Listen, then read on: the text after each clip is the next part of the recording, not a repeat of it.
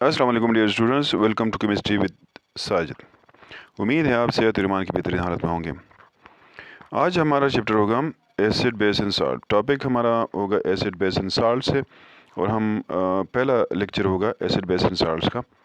हम बात करेंगे एसिड्स क्या होते हैं, बेस क्या होते हैं और साल्ट्स क्या होते हैं। ये चैप्टर फर्स्ट ईयर और 10th दोनों ग्रेड्स में है, लिहाजा मैं कोशिश करूँगा कि एक ही अंदाज में उसको कर सकूँ ताकि फ़र्स्ट ईयर और क्लास 10th जो है दोनों को इसका फ़ायदा हो। दोनों जो है अपनी उस कोर्स के मुताबिक, कंटेंट्स के मुताबिक जो है वो चीज़ें उससे एक्सट्रैक्ट कर सके। चैप्टर है हमारा एसिड बेस एंड सॉल्ट्स। देखिए, एसिड्स कंपाउंड जो है हम डिवाइड करते हैं मुख्तलिफ उसमें कैटेगरीज़ में। यहाँ पर एक कैटेगरी जो है हमारे पास है एसिड बेस एंड सॉल्ट्स में है, और एसिड बेसिस जो हैं उनको आमतौर पर पहचाना जाता है उनकी प्रॉपर्टीज़ पे, कि प्रॉपर्टीज़ के बुनियाद पर हम एसिड और बेसिस को एक दूसरे से सेपरेट करते हैं। यानी कुछ कंपाउंड जो है उसको कैटेगराइज करते हैं एसिड्स में, कुछ कंपाउंड जो है उसको कैटेगराइज करते हैं बेसिस में, जबकि बाज़ कंपाउंड जो हैं उसको हम साल्ट्स कहते हैं। तो सबसे पहले हम बात करेंगे एसिड बेस और साल्ट्स की उन प्रॉपर्टीज़ के हवाले से, क्योंकि बाज़ चीज़ों के लिए हमारे पास कोई proper definition in the beginning जो है हम कहते हैं कि कोई प्रॉपर डिफिनीशन हमारे पास नहीं हो सकती। तो आमतौर पर उन कंपाउंड्स को उनके प्रॉपर्टीज़ के बुनियाद पर पहचाना जाता है कि फ़लाँ फ़लाँ प्रॉपर्टीज़ अगर उसमें हैं तो ये एसिड्स हैं, फ़लाँ फ़लाँ प्रॉपर्टीज़ अगर नहीं है तो इसका मतलब है कि ये बेस हैं। तो हम बात करते हैं properties of acid and bases. मैं थोड़ा सा कंपेरेटिव इसकी स्टडी करूँगा कि एसिड बेस की जो है मैं कंपेरेटिवली एक दूसरे के साथ उसको करूँगा कि एसिड में कौन कौन खुसूसियात हो सकती हैं, बेस में कौन कौन सी खुसूसियात हो सकती हैं। तो इसलिए हम एक टेबल की शक्ल में करते हैं। हमारे पास एसिड्स हैं और बेसिस हैं। देखिए, एसिड्स हमने शुरू में पढ़ा था कि एसिड जो लफ्ज़ है एसिडस से निकला है, और एसिडस जो है लैटिन वर्ड है, इसका मतलब होता है सोर। सोर मीन त्रुश, त्रुश जायका होता है एसिड्स का।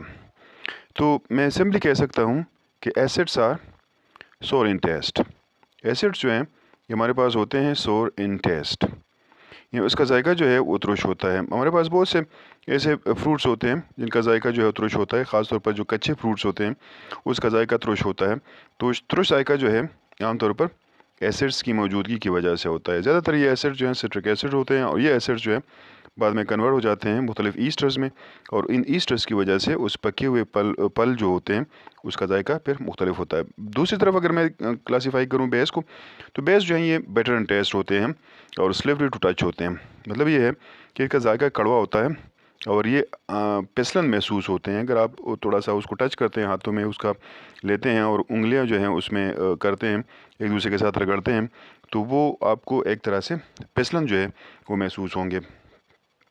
उसके अलावा एसिड्स हम कहते हैं कि एसिड जो है ये ब्लू लिटमस पेपर को जो है रेड कर देते हैं, जबकि बेसिस हमारे पास जो होते हैं ये रेड लिटमस पेपर को ब्लू कर देते हैं। और ये सबसे आसान और सबसे इजी जो है तरीका है एसिड्स और बेस को पहचानने के लिए। उसके बाद एक चीज़ है कि एसिड्स और बेस रिएक्ट करके साल्ट एंड वाटर बनाते हैं, इसी तरह से बेस और एसिड रिएक्ट करके साल्ट एंड वाटर बनाते हैं। तो ये इस रिएक्शन को हम कहते हैं न्यूट्रलाइजेशन रिएक्शंस। तो ये दोनों प्रॉपर्टी ये एक तरह से कॉमन हो जाती है, लेकिन एक में हम एसिड के हवाले से पढ़ते हैं, दूसरा जो है बेस के हवाले से पढ़ते हैं।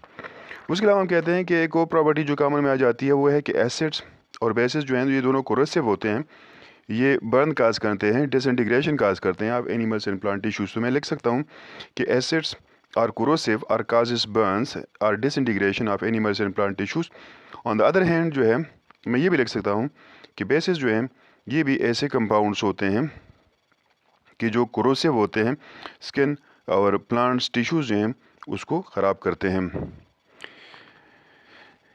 एक और जो चीज़ है वो है कि एक्वस सॉल्यूशंस हैं। एक्वस सॉल्यूशंस हम कहते हैं कि सॉल्यूशन इन वाटर जिसको कहा जाता है, इसको मैं फिर बाद में करूँगा, लेकिन बहरहाल मेरे पास अगर मैं एक्वस सॉल्यूशंस लेता हूँ तो आपके पास जो एक्वस सॉल्यूशन होते हैं एसिड्स के, तो वो कंडक्टर होते हैं। और ऐसे सब्सटेंसेस जो कि एक्वस सॉल्यूशन की हालत में या बाज़ औक़ात मोल्टन स्टेट की सूरत में वो कंडक्टर्स होते हैं, उनको हम कहते हैं कि ये इलेक्ट्रोलाइट्स हैं। एक्वस सॉल्यूशन से मुराद सॉल्यूशन इन वाटर होता है, यानी अगर आप किसी चीज़ को पानी में डिज़ोल्व करते हैं तो उसको हम फिर एक्वस सॉल्यूशन कहते हैं। लेकिन अगर आप पानी के अलावा किसी दूसरे सॉल्वेंट में आप उसको डिज़ोल्व करते हैं तो उस सूरत में उसको हम नॉन एक्वस सोल्यूशन कहते हैं। तो एक्वस सोल्यूशन से मुराद क्या होगा? Solution in water. एसिड्स जो हैं ये कार्बन डाइऑक्साइड गैस रिलीज करते हैं जब इनको ट्रीट किया जाता है मेटल कार्बोनेट्स और बाइकार्बोनेट्स के साथ, जबकि दूसरी तरफ बेसिस में ये सलाहियत नहीं होती। तो हम बेसिस जो हैं वो फैट्स के साथ या वेजिटेबल ऑयल के साथ रिएक्ट करके सोप बनाते हैं। इस प्रोसेस को सेफोनिफिकेशन कहा जाता है, in the process of soap formation. उसके अलावा अगर दूसरी प्रॉपर्टीज़ की हम बात करें तो हम कहते हैं कि एसिड्स जो हैं ये मेटल्स के साथ रिएक्ट करके, ज़्यादातर मेटल्स के साथ रिएक्ट करके ये हाइड्रोजन गैस रिलीज करते हैं, जबकि कुछ एलिमेंट्स के अलावा, कुछ मेटल्स के अलावा बेसिस में ये सलाहियत नहीं होती। ताहम बेसिस जो हैं ये भी एल्यूमिनियम के साथ रिएक्ट करके हाइड्रोजन गैस बना सकते हैं। अब इन्हीं प्रॉपर्टीज़ के बुनियाद पे हम पहचान सकते हैं कि कौन सा कंपाउंड जो है ये एसिड होगा और कौन सा कंपाउंड बेस होगा। इन सब में से अहम तरीन जो प्रॉपर्टी है वो लिटमस टेस्ट है। अगर हम लिटमस टेस्ट जो हैं वो परफॉर्म करें तो हमें सेकेंडों में पता चल जाता है कि ये कंपाउंड एसिड है और ये दूसरा कंपाउंड अगर हो तो वो बेस कहलाएगा। यानी वो कंपाउंड जो ब्लू लिटमस को रेड कर देता है वो एसिड कहलाएगा, और जो रेड लिटमस को ब्लू कर देता है वो बेस कहलाएगा। तो ये सबसे आसान और जल्दी होने वाला एक टेस्ट है जो कि हमें उसके एसिडिक और बेसिक नेचर का आइडिया देता है। आइए अब हम कुछ नेचुरली अकरिंग सब्सटेंसेस जो हैं उसकी बात करते हैं कि ऐसे कौन से सब्सटेंसेस होते हैं जिसमें एसिड्स पाए जाते हैं, और ऐसे कौन से सब्सटेंसेस हैं जो हम डेली लाइफ में बेसिस बेसिस होते हैं जो कि हम डेली लाइफ में इस्तेमाल कर रहे होते हैं। तो मैं कुछ इनलिस्ट करने लगा हूँ names of such substances, such fruits, such vegetables that contains acids. जिस तरह हमने लेक्चर के शुरू में कहा कि ऐसे फ्रूट्स जो कि सोर इन टेस्ट होते हैं, यानी एसिड सोर इन टेस्ट होते हैं, तो वो तमाम फ्रूट्स जो कि सोर इन टेस्ट होते हैं उसमें एसिड पाया जाता है। ऐसे फ्रूट्स के एग्जांपल्स में हमारे पास हैं लेमन है, ऑरेंज होता है, ग्रेप फ्रूट्स हैं और सिट्रस फ्रूट्स, ये कुछ एग्जांपल्स हैं। इन फलों के जायके उत्कृष्ट जो है सिट्रिक एसिड की मौजूदगी की वजह से होते हैं। कुछ और एग्जांपल जो हमारे पास हैं जिसमें एसिड्स पाए जाते हैं वह है फार्मिक एसिड जो कि एंट बाइट्स में पाया जाता है, एसिटिक एसिड विनेगर में होता है, ब्यूटेरिक एसिड बटर में पाया जाता है, लैक्टिक एसिड फटे हुए मिल्क में मिलता है, ऑक्जेलिक एसिड स्पिनच यानी साग में पाया जाता है, टाटारिक एसिड ग्रेप्स जूसेस में होता है। बी स्टैंग और कार्बोनेटेड ड्रिंक्स जो हैं ये भी एसिडिक इन नेचर होते हैं। कार्बोनेटेड ड्रिंक्स जो सॉफ्ट ड्रिंक्स होते हैं, ये पेप्सी, कोका कोला वगैरह, इसमें कार्बोनिक एसिड पाया जाता है। अब कुछ बेसिस के एग्जांपल देते हैं। पहले नंबर पर है एमोनिया NH3। ये क्लीनिंग और एंटीसेप्टिक के तौर पर इस्तेमाल होता है। उसके अलावा एमोनिया जो है वो ब्लीचिंग एजेंट के तौर पर भी इस्तेमाल किया जाता है। सोडियम हाइड्रोक्साइड जिसको हम कास्टिक सोडा भी कहते हैं और कॉमन लैंग्वेज में इसको ले कहा जाता है, ये इस्तेमाल होता है ड्रेन क्लीनर में, ड्रेन ओपनिंग में और इस तरह से सोप मैन्युफैक्चरिंग में। मिल्क ऑफ मैग्नीशिया जो मैग्नीशियम हाइड्रोक्साइड होता है ये इस्तेमाल किया जाता है एंटी एसिड के तौर पे to treat the acidity in stomach.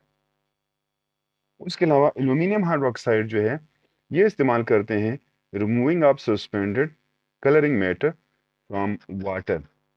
Aluminium hydroxide जो है चूंकि ये जेली लाइक सब्सटेंस बनाता है, जब इसको हम पानी में ऐड करते हैं तो जेली लाइक सब्सटेंस में जो सस्पेंडेड पार्टिकल होते हैं, रेत और इस तरह से बाकी जो तिनके वगैरह होते हैं, या वो सब्सटेंसेस जो इसके वाटर के कलर के लिए रिस्पॉन्सिबल होते हैं जिसकी वजह से पानी का एक ख़ास कलर हो सकता है, या वो सब्सटेंसेस जिसकी वजह से पानी की जो है ख़ास बू हो सकती है, यानी उसका एक ख़ास स्मेल हो सकता है, तो ये सब्सटेंसेस एल्यूमिनियम हाइड्रोक्साइड के साथ चिमट जाते हैं और इस तरह से पानी से आसानी से रिमूव किए जाते हैं। तो ये कुछ एग्जांपल्स थे बेसिस के। यानी ammonia, sodium hydroxide, milk of magnesia, aluminium hydroxide are all bases. अब आखिर में एक दो बातें हम साल्ट्स के बारे में कर लेते हैं कि साल्ट्स जो हैं वो क्या होते हैं। बाकी जो है हम नेक्स्ट वीडियो में इंशाल्लाह पढ़ेंगे कि एसिड्स जो हैं उसको किस तरह डिफाइन किया जाता है, एसिड्स के लिए कौन कौन से कंसेप्ट्स हैं, कौन सा कंसेप्ट जो है ज़्यादा हमगीर नोयत वाला होता है, यानी कौन सा कंसेप्ट ज़्यादा सब्सटेंसेस को एसिड और बेस में कैटेगराइज कर सकता है। तो ये हम नेक्स्ट वीडियो में इंशाल्लाह पढ़ेंगे। आइए एक दो बातें करते हैं साल्ट्स के हवाले से। साल्ट हम सिंपल वर्ड्स में इस तरह कहते हैं कि ये कंपाउंड्स होते हैं जो कि कंपोज होते हैं कैटाइंस ऑफ बेसिस से और एनाइंस ऑफ एसिड से जो है बनते हैं। तो उसको हम कहते हैं साल्ट्स। जब आप एसिड्स और बेस को रिएक्ट करते हैं तो एसिड्स के बेस के कैटाइंस और एसिड के एनाइंस जो हैं वो कंबाइन होके साल्ट बनाते हैं। इस तरह हम कह सकते हैं कि वो कंपाउंड्स जो एसिड बेस न्यूट्रलाइजेशन पे बनते हों उनको हम साल्ट्स कहते हैं। जो सबसे ज़्यादा जाना पहचाना जो साल्ट होता है वो सोडियम क्लोराइड है, जिसको हम दूसरे अल्फाज में टेबल साल्ट कहते हैं। इस तरह से calcium carbonate, zinc sulphate, magnesium sulphate, calcium oxide या मुख्तलिफ़ किस्म के जो हेलाइड्स होते हैं वो सब साल्ट्स होते हैं।